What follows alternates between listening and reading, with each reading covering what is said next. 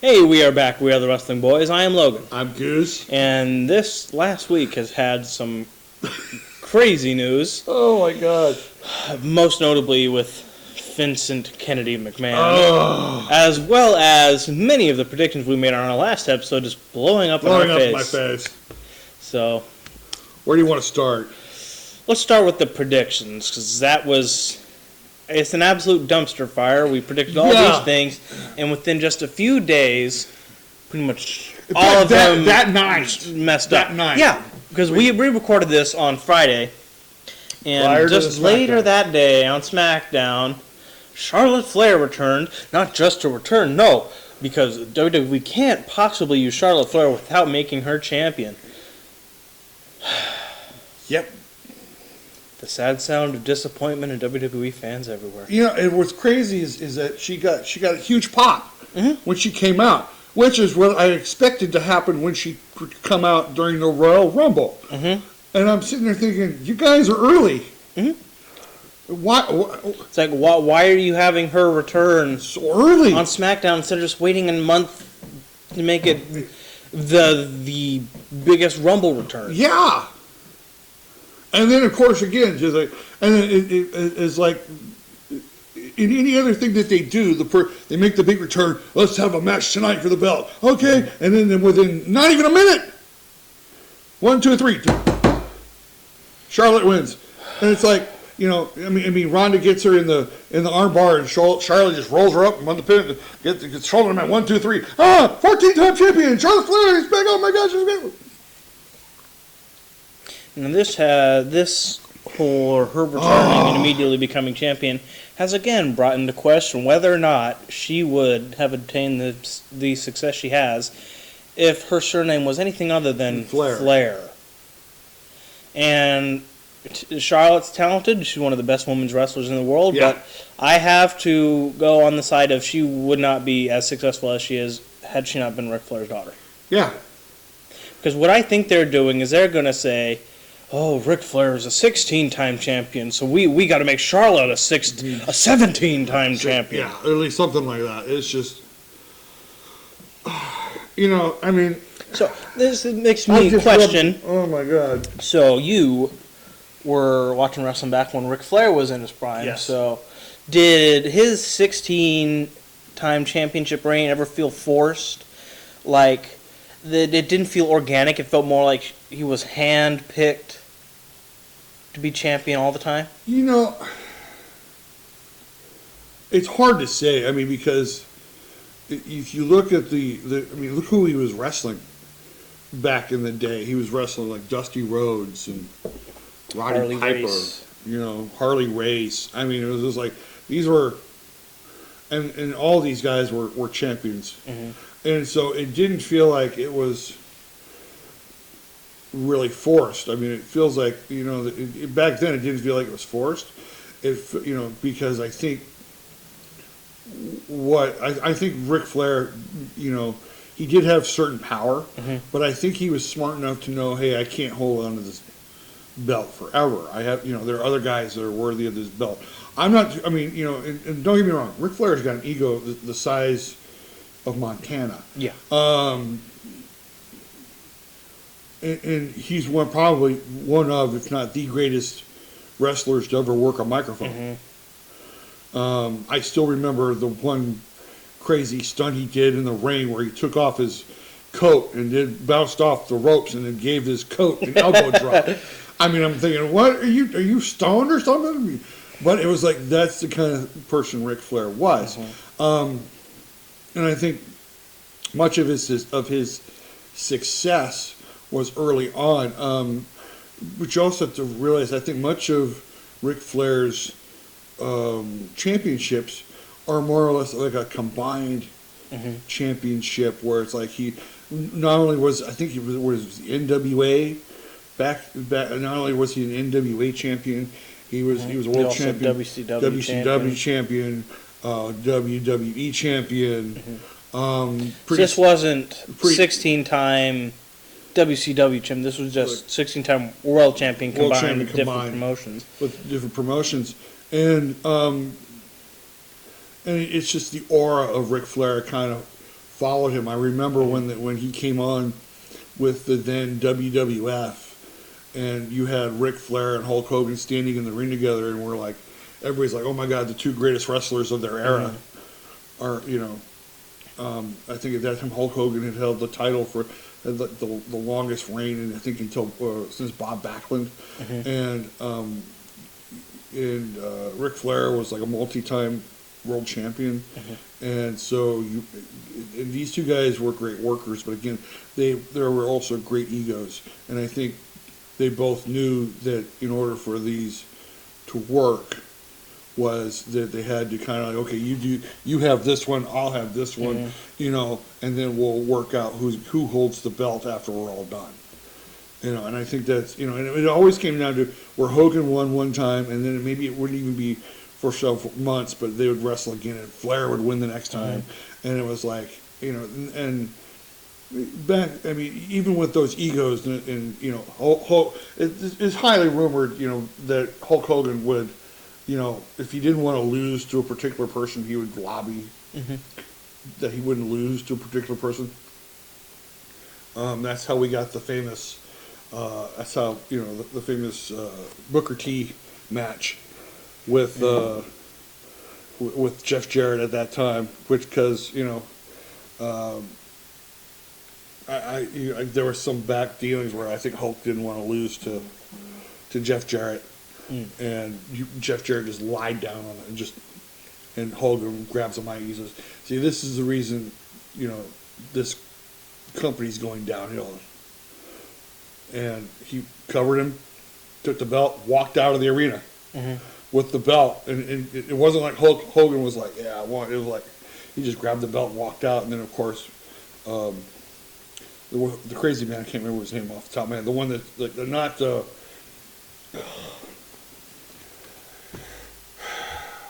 Why can I not remember? He was the one that helped the downfall of WCW. Vince Russo? Vince Russo. Old brain. Sometimes, sometimes in my brain, the little dude in my brain is like going through the filing cabinets, going, "What's his name? What's the dude's name? No, not him. No, not him. Great. Why can't I find that file?" Kind of like the way it is sometimes in the office. But Vince Russo comes out and he says, Hulk Hogan's on back. We're going to have another match tonight with Booker T, and then we'll crown a new champion. That's when Booker T became champion. And, it was that, I think it was Bash at the Beach. It was a shit show. It was one of the worst pay-per-views of all time. A lot of people have said. Anyway, but it's just, I think there was, at that point in time, there was a thought process that was like, in order for us to put on a good show, we need to be, the egos had to be like, okay, you're going to win. I mean, that's just the way it was in that era. But yeah, I mean, when Charlotte came out, I was like, what the hell? Spoiling a perfectly good chance at a return. What the hell? I mean, it was almost, it's almost like, hey, we fired off early. And then, of course, right to the program, let's do a match tonight. Oh, it was funny. It was Ron was like, you want your rematch at Royal Rumble, huh? And Charles like, no, I want it right now, right tonight. And I'm like, okay, I know exactly what's going to happen. And exactly what happened. It was like,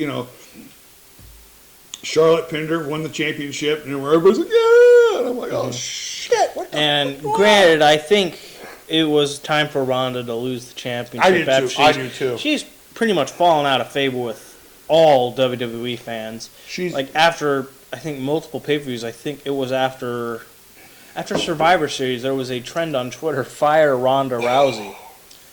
So most people are not upset with the fact Ronda lost. Most people were rooting for that. Yeah. It's just the fact that it immediately went back to Charlotte, not any of the other women's wrestlers. Yeah. Who aren't, who weren't born with a silver spoon in hand. Yeah. I think though, what's interesting is that what I can see happening is quite possibly, cross my fingers as I make this prediction, but it almost feels like if Ronda's stepping out or stepping back, that they're going to give Shayna Baszler a shot. That she wins the Royal Rumble and goes on to compete against Charlotte. That's something I would like to see. I would pay to see that. Because Shayna Baszler is sorely misused, underutilized. Yeah, and I think Triple H really wants to put the strap on her. It reminds me of what was happening with Drew McIntyre a few years ago, where even though he returned, he was a huge star over in Impact and in the European wrestling scene, he returned and he was relegated to being Baron Corbin's or Shane McMahon's. Yeah, Shane McMahon's one of his cronies. And then once he finally broke away from that, he became the Scottish Warrior, the Scottish Psychopath, and became a fan favorite and one of the best wrestlers on the roster. And I think that's what's going to happen with Shayna Baszler once she finally breaks free of being Ronda Rousey's sidekick. Shayna Baszler will finally be used to her full potential and will be a dominant champion. Yeah, and who knows? Maybe we might even get a rivalry between Shayna Baszler and Ronda Rousey, which would be really good. I mean, I don't know. I don't know where to go from here. I mean, I know one of my other predictions. You see my shirt, AJ Styles. Yeah, that sadly blew up in our face because I think it was the night before. I think it was a house show on Thursday. AJ Styles broke his ankle. Yeah, he's going to be out for quite a while, and it says he's going to miss Royal Rumble. May miss WrestleMania. I don't think he necessarily broke his ankle. He broke normally when you break your ankle, it's usually the leg bone's right near the ankle. So it's not the ankle itself, but it's the leg. But in all honesty, I mean, AJ Styles has been pretty healthy. So it's not a huge surprise that all of a sudden he would get hurt. It's just right now. I mean, when Royal Rumble's coming up, it's this has got to suck.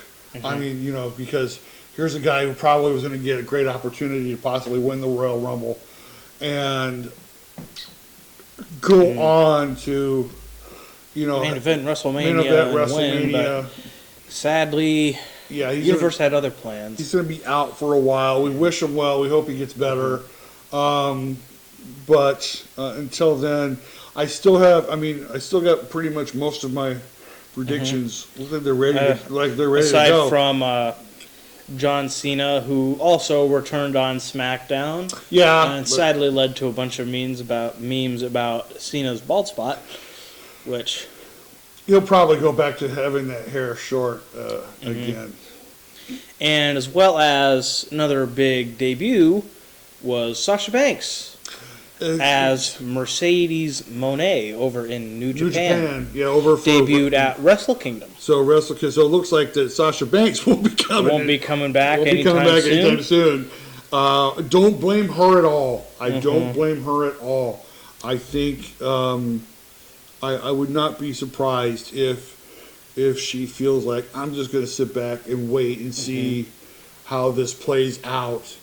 And I think it was a smart move because I think on our next segment we're going to talk about how that played out because who's back? Vince McMahon. But before we end this segment, we just want to say our predictions on Big E and Cody Rhodes still stand. Yep. WWE didn't screw up either of their returns. No. Thankfully. So. They still stand? They still stand. Prediction, Cody Rhodes will return and win the Royal Rumble? Although, I will say this really quick. After what happened on SmackDown last week between Roman Reigns and Sami Zayn, I'm thinking more and more that Sami Zayn is going to win the Royal Rumble. Yeah, I mean, just the fact set up for Sami Zayn versus Roman Reigns at WrestleMania. Yeah, I mean, we have our championship match for Royal Rumble, which is going to be Reigns and Owens, which is I mean, if you haven't seen the other matches they put on, my God, they were great. And this ought to be really good too. But I kind of am like looking at this with the way that he turned on Sami Zayn, and Sami Zayn looked like he's about ready to piss his pants. You know, I would not be surprised if all of a sudden, you know, you have, you know, Sami Zayn all of a sudden turn on both of them. If it becomes like a triple threat match, or if he comes in to supposedly interfere and he like haluva kicks both of them, you know, to basically say, I'm my own man. You know, I stood up for you. I was part of your crew. I was, you know, and you're going to do this to me. And I would not be surprised if all of a sudden Sami Zayn came out and won the Royal Rumble and was like, I'm going to see Roman Reigns at WrestleMania. You bet I'm going to, you know. More after I saw it happen on SmackDown, I'm like, yeah. I love Cody Rhodes. I mean, everybody's predicting he's coming back to win and headline WrestleMania. No, I don't see it now. And that's just me. I'm going to say it right now. I'm going to go out on a limb. As good of a track record as I have right now, I'm going to say Sami Zayn wins the Royal Rumble and faces Roman Reigns at WrestleMania. Yeah, it's not my pick, but I could see that happening. That would make it for a great storyline. We're going to go. I have 5 picks. I have 5 predictions that I'm going to give you guys at the end of the show, toward the end of the show. But before we get to that, again, who came back?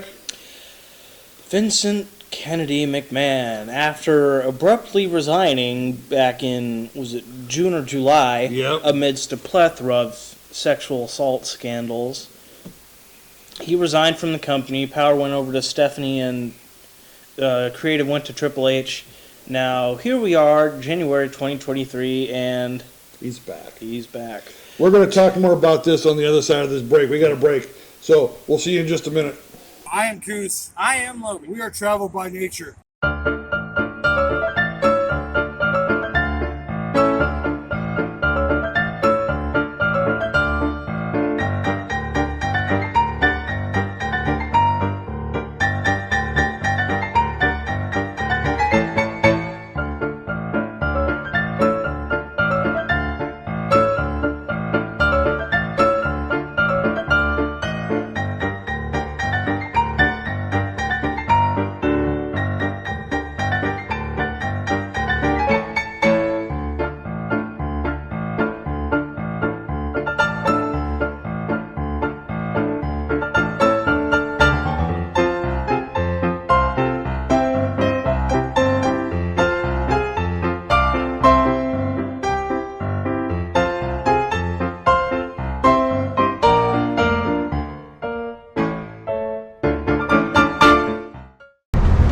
That being said, I'm Goose. I am Logan. This is Travel by Nature. Thank you for watching.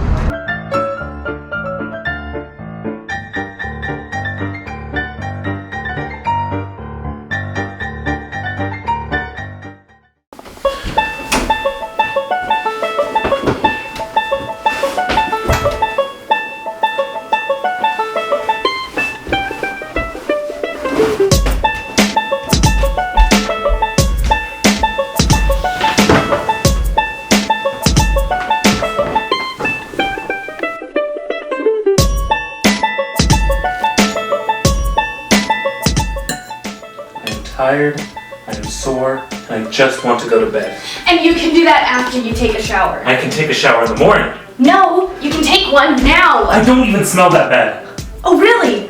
You smell like a combination of body odor and butt crack, and I'm not sleeping next to that.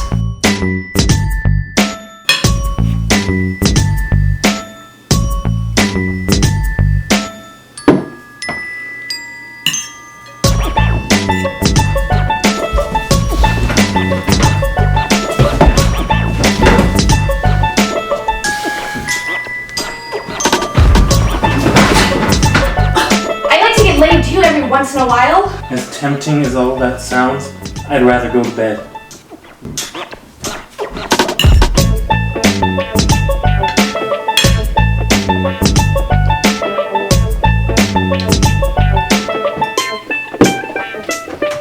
Honey, what's wrong?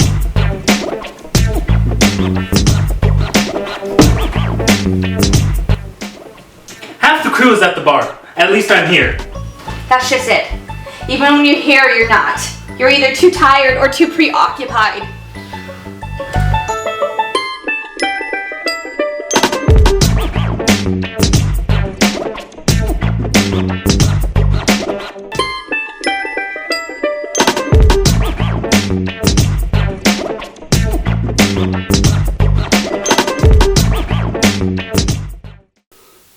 We're back. Yep, we are the Wrestling Boys. I am Logan. I'm Goose. And just recently it was announced that Vince McMahon has made his much maligned return to WWE. They've said most likely that he's on the board. He's not necessarily... He's not necessarily back as chairman, yeah, but he's still back on the board of directors, and most people are not happy about it because after resigning in disgrace amid lots of sexual assault allegations, power went to Stephanie and Triple H, but now here we are. Vince McMahon has come back and is apparently going to be in charge of creative again, to the dismay of wrestling fans everywhere. Yeah, it's kind of like letting a mountain lion come back into your house as a pet. Mm-hmm. It may look cute. It may get to cuddle with it. But it can eat you alive. Yeah.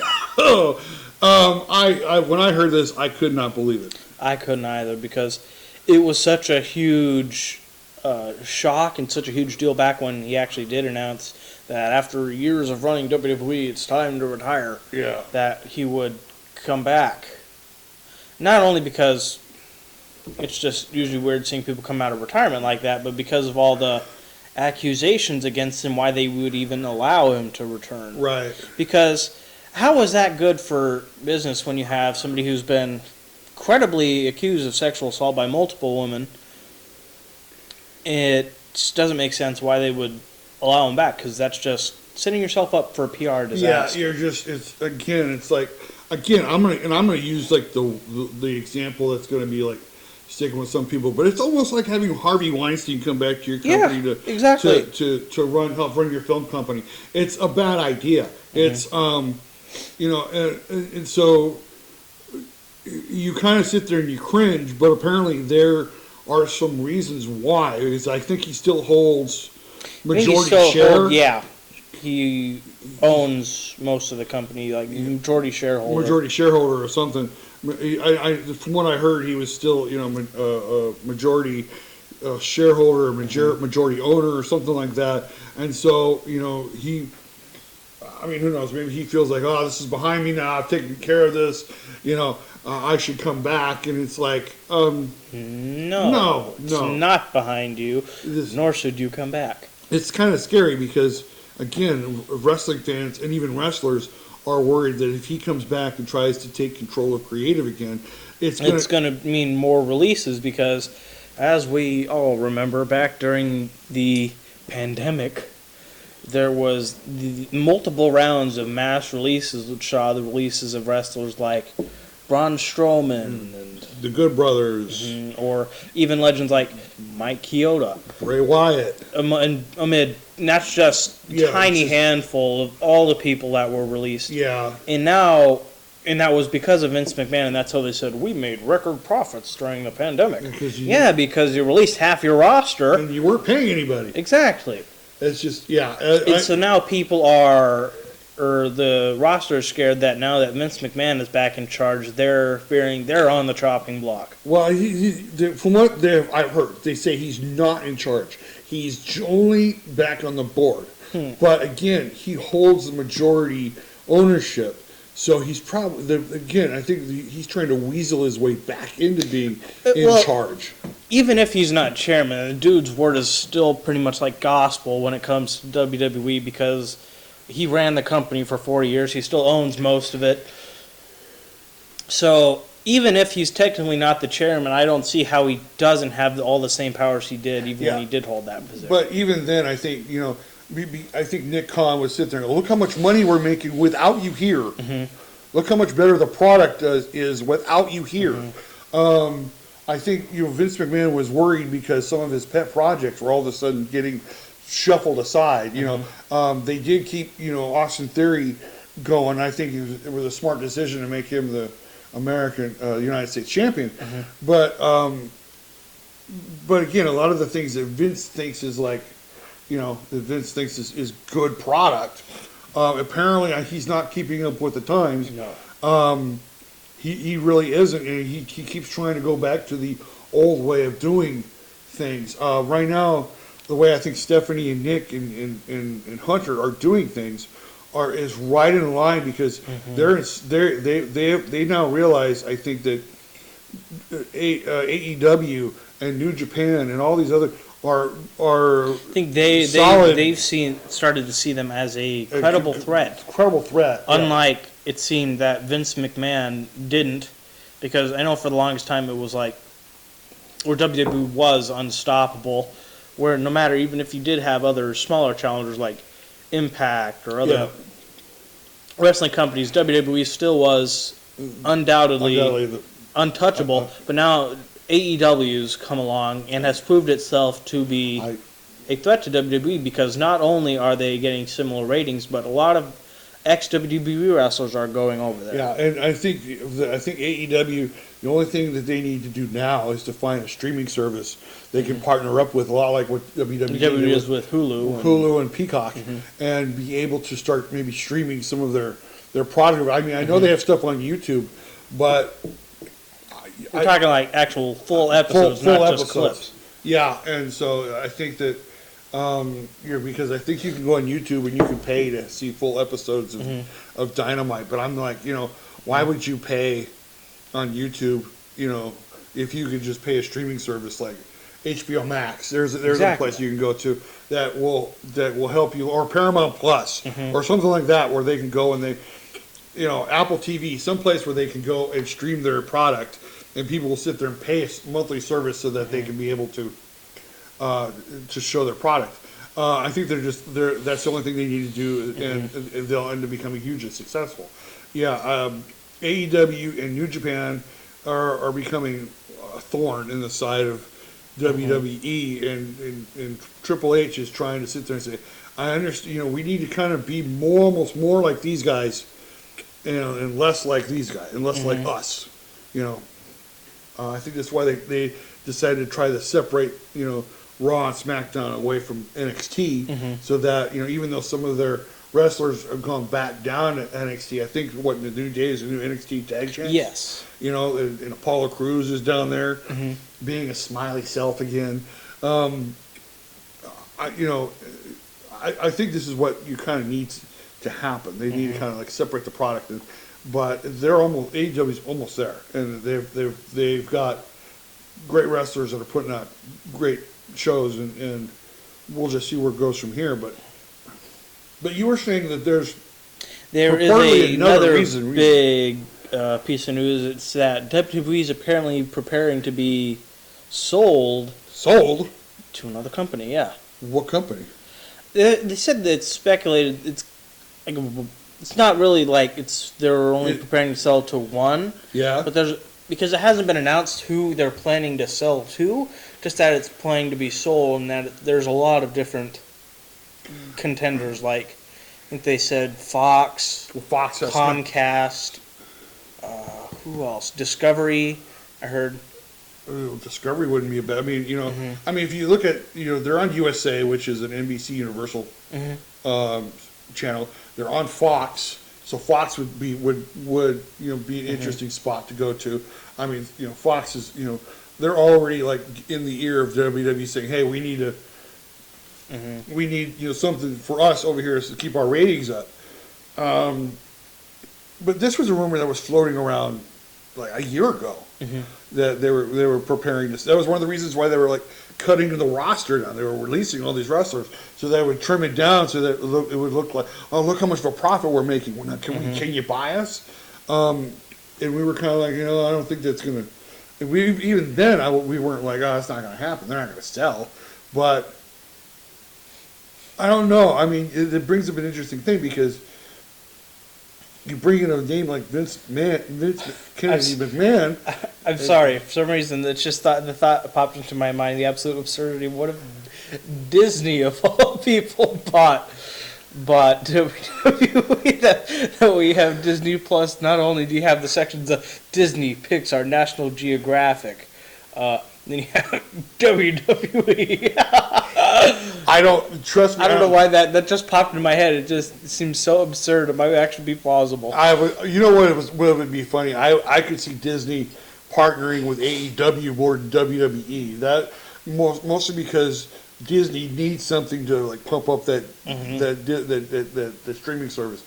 But again, I don't think they're going to go any further. I think they're with Peacock. Mm-hmm. They're on Hulu, so Hulu is owned by Disney. Mm-hmm. So I could see that possibly. That possibility.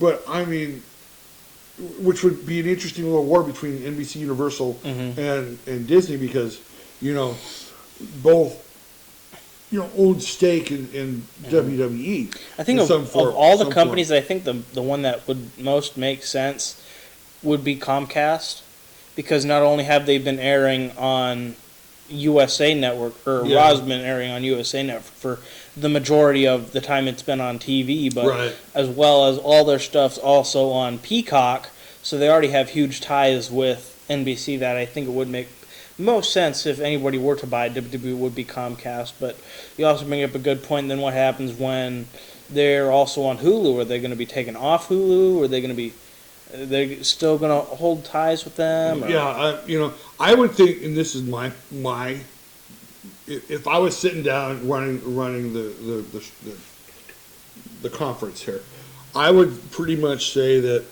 that everything on WWE is run through Peacock. Mm-hmm. That and I'm not saying the live shows. I'm saying like when we go to Hulu to see the recordings. Mm-hmm. We go to it's like Raw comes on Monday. We sit down on Tuesday and watch them on Hulu. I would think that they would take those and put them on Peacock under the WWE because the last time I checked, when you go to Raw on Peacock, it shows you an episode 4 weeks ago. Exactly. That's the only thing that doesn't make sense is with so much of WWE's content being held on Peacock, why don't they keep the weekly shows up to date? Because they do on Hulu, yet you're right. If you go on Peacock, it's like, oh, let's watch the latest episode of Raw on Peacock. But it turns out the latest episode they have on there is a couple of months ago. Yeah, and you're like, I already saw this. Mm-hmm. And so it's kind of weird when you go over to Hulu and there's a big old Raw and SmackDown, and it's the episode that you're looking for right there. And so it's kind of weird. I mean, how this... I don't know how I seriously don't understand how the contracts work. I mean, and I would be like, kind of like questioning, well, why do you have content on a rival streaming service? It doesn't, why couldn't Peacock sit there and negotiate? Hey, we want, after your contract's up with Disney or Hulu, we want to buy the rights to host SmackDown and Raw on Peacock. I will say this, for all you wrestling fans, I mean, one of the things we love about Peacock is the fact we get to see all the pay-per-views, and I think I pay like $10 a month, which, I mean, that would be like $10 a month, $120 a year, and that would be like 2.5 pay-per-views if you were like doing it through Dish or whatever. So, I mean, it makes a lot of sense if you're going to be able to.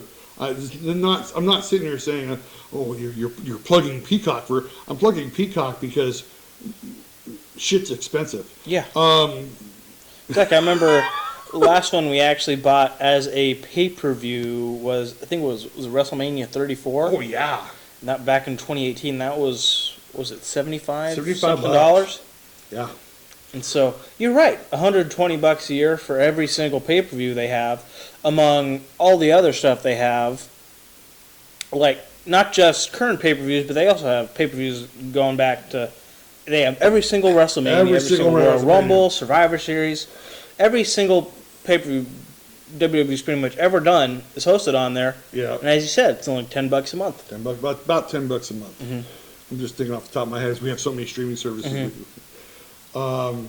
But yeah, so before we go to break, let me ask you this question: with Vince back on the board, what do you think happens? I mean, do you think they're being sold? Do you think he tries to weasel his way back into power? Or? I think he's going to try to weasel his way back into power. I don't know when exactly they're planning on selling. They say it's probably not going to actually go through for quite a while, but I don't know. Even if they don't eventually sell, I think Vince McMahon is going to try to weasel his way back into the chairman position, only for there to be lots of resistance. Yeah, I would not be surprised if Vince tries to become the chairman or the head of creative, and to find that the wrestlers just give him a vote of no confidence and say we're not coming in if he's in charge again. And I think that's one of the reasons why they made Triple H the head of creative, because he was already the head of creative over at NXT, and he built it into a great product. And with Stephanie and Nick, sharing the CEO duties, I don't believe that they would allow him to come back and say, I think he's there in name only. Yeah. So he's just gonna retain his status as the majority owner of the company, but not have any power other than that. Right. All right, let's go to a break. When we come back, I'm going to give you my 5 predictions for 2023.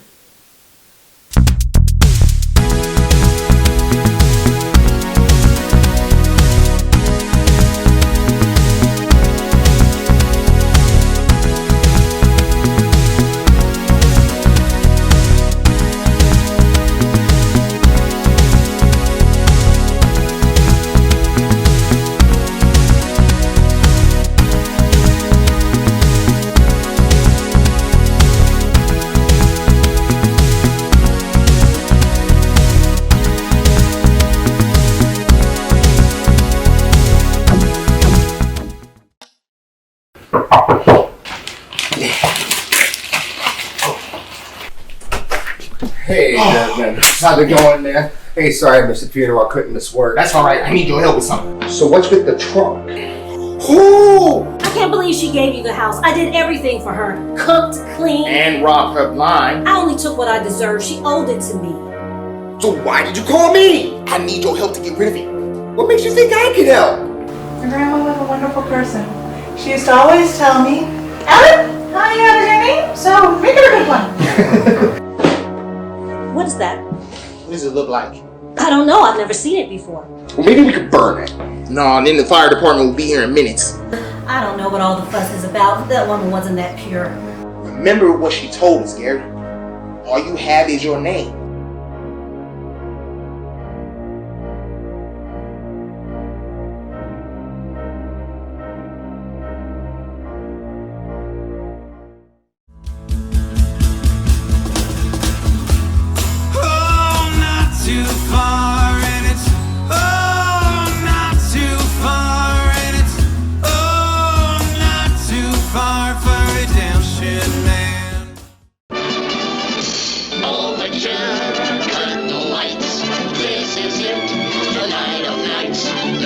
Rehearsing and nursing a part.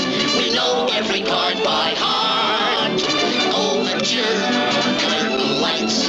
This is it. We'll hit the heights. And oh, what heights we'll hit.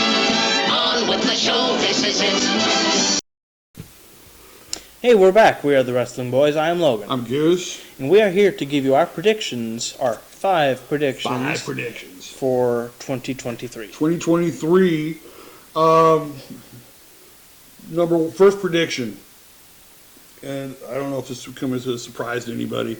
It doesn't come as a surprise to me, but I think in number 5 will be that the Viking Raiders will dethrone the Usos? That's one I would like to see because the Viking Raiders said they killed it in NXT, but then they were brought up to the main roster as the Viking Experience. The Viking Experience at a theater near you. Contender for worst name ever in history. And, oh my God!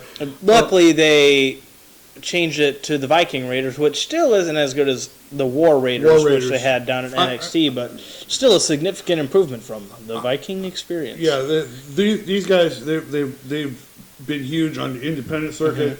They were huge in New Japan. I believe they were in New Japan, weren't they? I think so. Yeah, they were huge in NXT. They are amazingly agile for big guys. I think they had taken time off. I think Eric had gotten married to Sarah Logan. Sarah Logan, who is now part of the Viking Raiders. And I think Ivar got injured, so he was recovering from an injury. And so when they came back with a splash. It was like they totally like decimated the Hit Row and Legados de Fantasma, and basically made their return, and they look good. And the only other tag team I see right now that can compete right now with the Usos are the Good Brothers.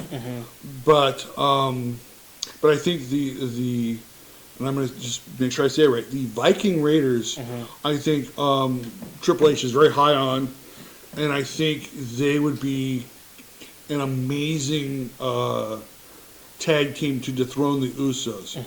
I don't think they'll do it in their first attempt. They'll probably set up a rivalry between the two, or it'll take a few tries till they eventually do dethrone the Usos. Right. Yeah, I think they're gonna set up a rivalry between the two of them. They're gonna have a back and forth where I think the Usos will retain, but the Viking Raiders will still they'll look really good. And then ultimately after a few matches, the Viking Experience, the Viking Raiders, not the Viking Experience, not the Viking Experience. The Viking Raiders will eventually be crowned the new tag team champions.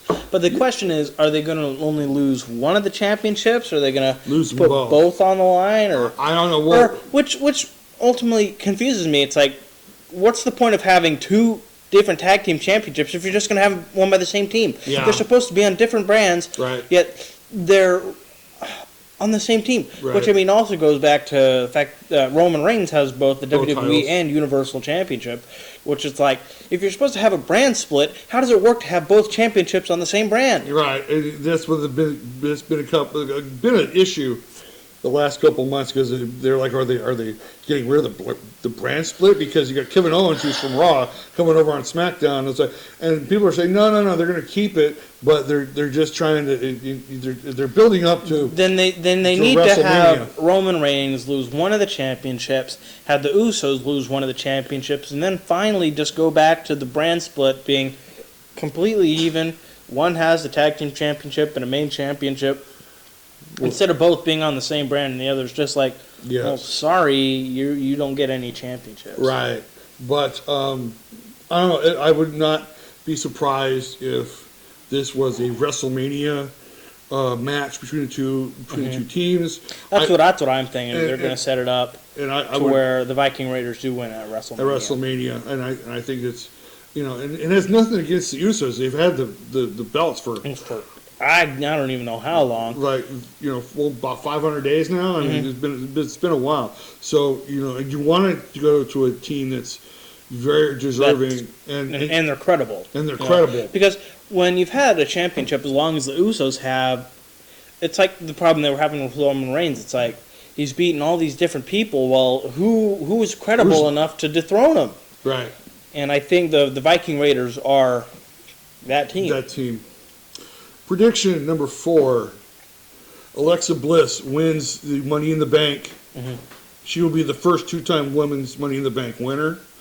I think she will do it as going back to her Her Little Miss Bliss, as opposed to the Fiend's minion. I think she goes back to the Fiend's minion. Really? She's been showing signs that she's like, I think she's been showing signs about going back to that character. That character was very popular. Mm-hmm. Again, I would not be surprised if maybe it was a Jekyll and Hyde. That would be an interesting kind of scenario.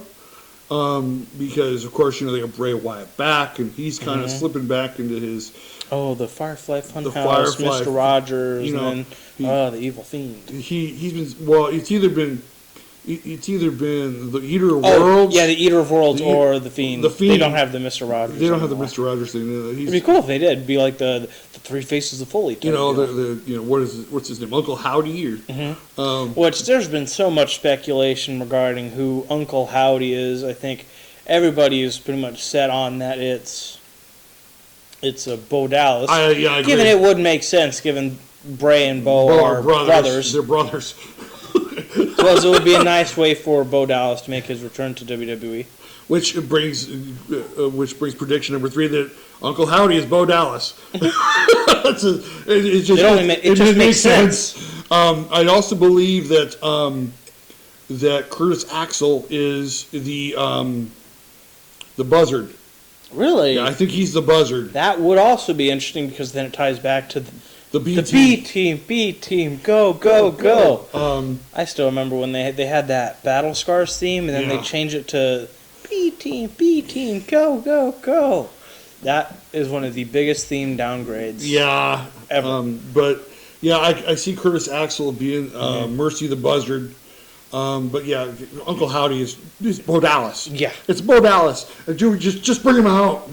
take the damn mask off. I think they're waiting for like a big reveal, or something, a bigger stage to make the reveal. Yeah, but Alexa Bliss, she comes back as her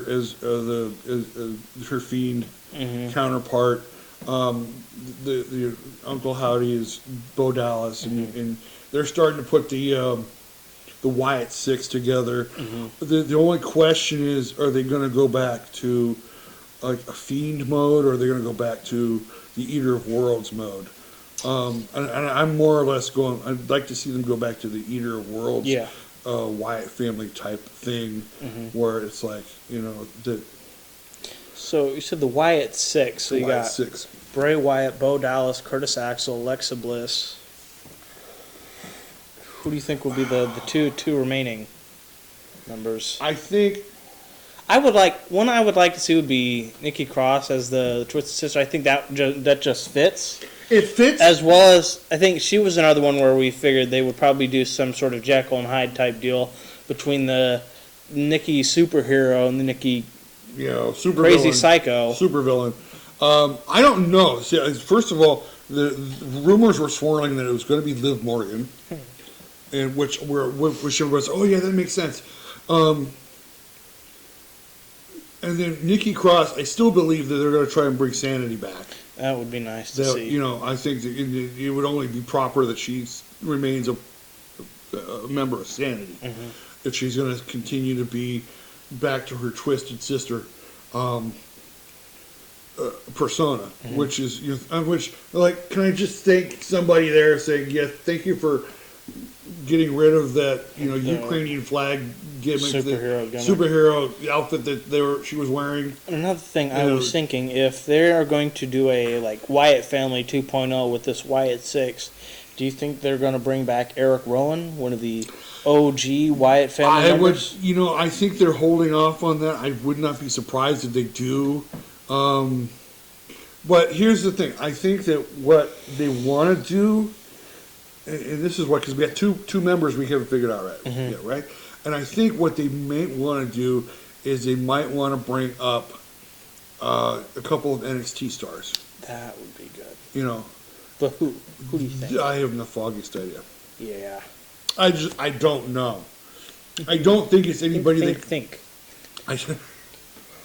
I don't think it's anybody they currently have on the roster. If it is, I would not be surprised if they brought Eric Rowan back. I really wouldn't. I just figured it would make sense as he's already Wyatt family. Wyatt family. Yeah, I don't have a clue right now as who the other two would be. And that's just speculation. I just believe it's going to be somebody from NXT that they want to bring up, and they want to bring up as part of a faction. That would be perfect with the Wyatt Six. So what's your number 2 prediction? My number 2 prediction is a sad one. I predict this year, 2023, that Randy Orton is going to retire. I think that I know recently he's had a fusion surgery in his back, and I know other wrestlers have had fusion surgeries and continue to wrestle. I think Matt Hardy's one of them. Yeah, because I think it was all those years doing the side effect. I think took a toll on his back. So I know it's not I guess career-ending surgery. No, it's not. It's like, what does Randy Orton have left to prove? He doesn't have anything left to prove. It's just, all those years. I mean, if you think about it, one of the reasons I think when Hogan didn't do the leg drop anymore is because it just landing on his butt night after night. It starts to create all of that. Damage, I guess you could say, to the lower back. It's just repeatedly doing that over and over again, and again doing the RKO. You're constantly landing on your back, your lower back, on your butt, and it's just. And so doing that for 20 years straight, and every single match. I mean, he's a multiple time champion. He's got nothing to prove. Is he 13 time or 14 times, somewhere around there. I mean, it's just, like I said, some of the best rivalries of all time. He's been part of the best stables of all time. He's he's getting into his 40s. I mean, technically, he probably could continue to wrestle, but how much longer can you do it? And can he do it without doing the RKO? Yeah, that's another reason I wouldn't see him coming back, because one, he doesn't have enough to prove in that. If he's already having a back surgery, he's not going to want to land on his back every single match, but the RKO is so integral to a Randy Orton match that you can't really imagine a match without it. I mean, even if you don't see him do it during the match, he does it post match. Exactly. And it'll just go out like how Stone Cold did the stunner post match. It's like, and it's just an integral part of his moveset. That you kind of like all of a sudden realize, he's not doing it as much. Even when he was wrestling, he wasn't doing it as much anymore because it was causing him so much pain. And they thought, I think initially they thought, well, maybe if he just took time off, that he could avoid the surgery. And then you come and find out maybe a month or two later, no, he can't avoid surgery. He's in a lot of pain. I guess he's in his 40s. He's got nothing left to prove. He'd easily go into retirement and go do the podcast thing, or go like do Stone Cold's doing, and just or even make his annual appearance in the Royal Rumble, or do an acting. Yeah, go and do acting. He's been an actor a few times. He's got nothing left to prove, and I think for him to admit that, hey, I don't see him doing another run. The only reason I could see him doing another run is just so his career can end on a high note. Yeah. Instead of, I suffered an injury and then I had surgery and then I couldn't wrestle after that. Kind of like what Edge was doing right now after he had to retire on such a sour note. But that happens to wrestlers. Look what happened to Jason Jordan. Quite possibly a guy one of the brightest futures in wrestling, only for it to be cut way too short. Way too short. He had such a huge uprise when he was with American Alpha, and then they decided to go and split him up with one of the most god-awful storylines illegitimate ever. son storyline. Yeah, it's just... here's a guy who had a big career ahead of him, and because of one injury, he can't wrestle anymore. And if he attempts to wrestle, I mean, it could mean himself in a wheelchair for the rest of his life. I don't, I mean, and that's the sad part. It's like, these guys, they wrestle.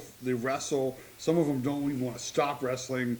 You're looking at, Terry Funk and Ric Flair, who continue to want to go just heard back. Ric Flair apparently wants to redo his last match, which, Rick, if you hear this, please don't. Please don't. I mean, apparently from what we hear from your last match, you were knocked out cold and don't remember it. That's probably why you want to go back and do it. But going back to Randy Orton, he's a first ballot Hall of Famer. There's no reason for him to come back. He's had a great run, and I think that even if he did come back, they would probably want to put him in a tag team to just limit his... Like what they did with Andre, where after a certain point, he was past his back being viable for singles competition, where they just stuck him in a tag team where he doesn't have to be going at it, landing on his back. And that's another guy who had, Andre the Giant, one of the greatest of all time. He had back issues, and he wasn't even someone who did the RKO or the atomic leg drop or some type of move. It's just his back had gotten that bad, and I think that at this point in his career, Randy Orton has a serious sit down with his wife and his family and just says, "Hey, boy, you got nothing left to prove. You've done it all. You should retire and just wait for that Hall of Fame ceremony and live out the rest of your life with your kids and your grandkids and whatever else that you can probably put together, in your 40s and 50s. But wrestling, I don't think is in his future. Yeah. And it's sad to say because he's one of these guys that I pay good money to go see. And I have paid money to see. Yeah, you know what I'm saying? My number one prediction for 2023, and this is, I think, going to surprise you, because it kind of surprises me in a bit, but I think Kazuchika Okada makes his AEW debut. Really? I think he comes in and in like one of those surprise entrance kind of. Oh, like they had a.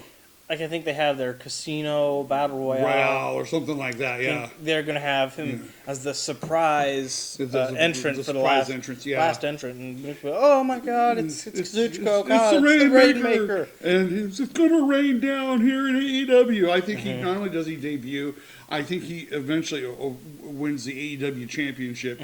I don't know who he takes it from because apparently, according to MJF, he's not gonna put his baby on the line all this time. He's not going to be a fighting champion. He's going to take his time. And he's going to be a Brock Lesnar type champion. The hiding, disappearing, nowhere to be found AEW champion. That's going to be MJF. Let's not make any bones about it. MJF is the hottest property in wrestling. He's the biggest heel in all wrestling right now. He is amazing. I say he's the best promo in all of wrestling at the moment. I mean, just like I remember listening to that. Was it that one he said was about Tony Khan and all that? Yeah. So yeah, this guy is incredible, but he's the real deal. We want a reigning, defending AEW World Champion. AEW World Champion. And I think that what will happen is, and I mean, I don't know if this is the storyline you want to run with, but I think Okada comes in. I think he wins.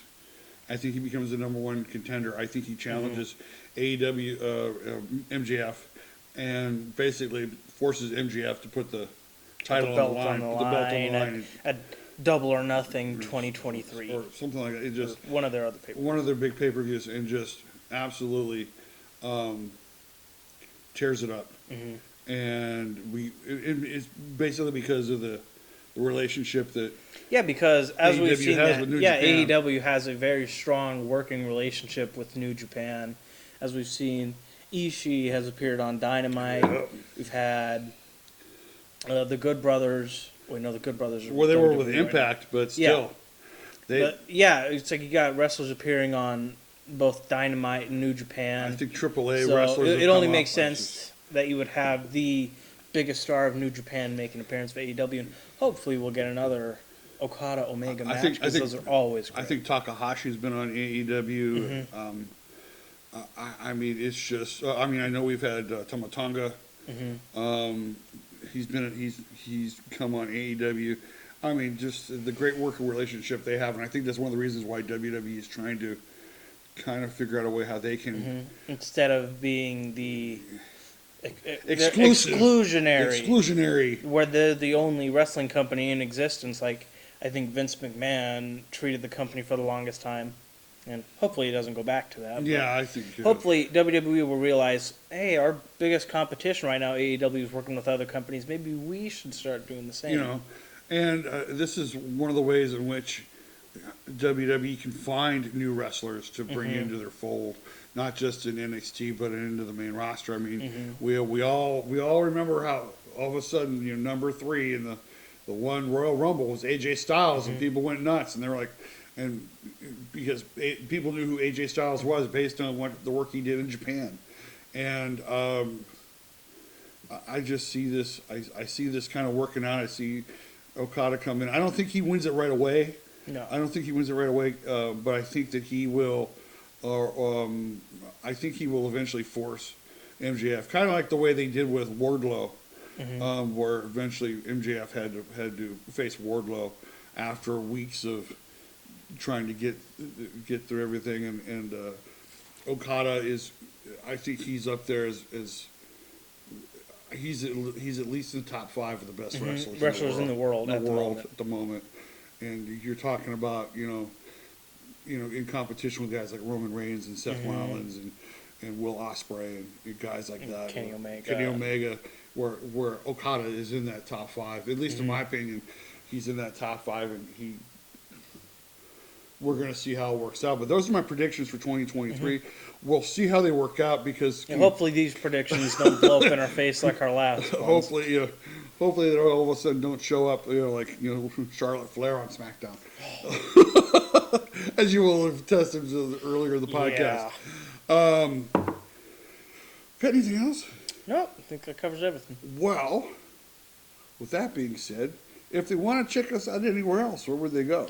If you want to find all the links to our social medias, you can find them at withkoji.com/@travelbynature. They can find the links to our podcasts, our Twitter pages, our YouTube channel Travel by Nature, our TikTok, and we also have an Ask Me Anything tab and a tip jar, if you're so generous. Check out our other podcast, On With The Show. Check out our other YouTube channel, Misty D's Kitchen. We're really putting together a nice little entertainment package for everybody to kind of just check out, because we're having a lot of fun doing this. And we want to bring our brand of entertainment to you guys over there on YouTube and wherever we may be able to take the Wrestling Boys podcast with us. If they want to help out the channel, what would they do? You can hit the like button, subscribe, hit the notification bell, and share to your friends. Yeah, share this out to your friends. Leave us a comment. Makes us smile. Give us an idea of what you want us to cover, if there's anything you think we should cover. But until next time, I'm Logan. I'm Goose. We are the Wrestling Boys. We will see you next week. Or not.